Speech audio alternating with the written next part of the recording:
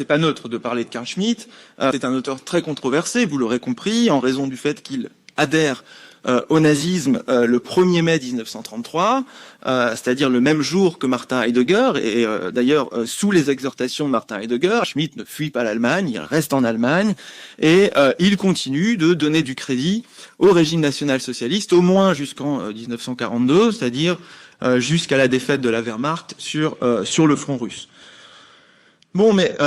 malgré cette compromission qui est indéniable, c'est-à-dire qu'aujourd'hui c'est très très instruit historiquement, c'est incontestable que Schmitt a été durablement nazi et que c'est pas vrai qu'en 1936 il aurait cessé de l'être, etc. Mais malgré cela, je vous disais,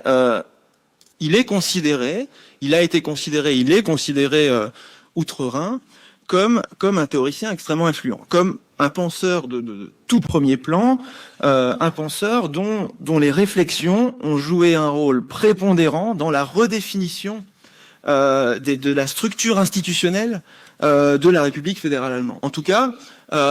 si on veut toucher sa cible, si on veut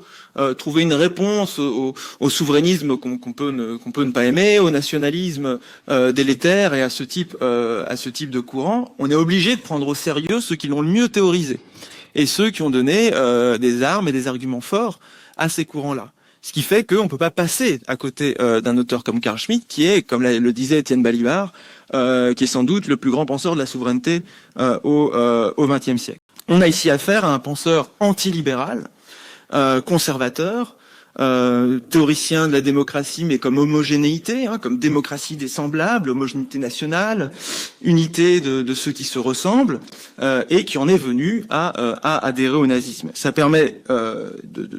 situer cet auteur qui, malgré tout, a été extrêmement influent, et qui a notamment donné des arguments et des outils au souverainisme contemporain.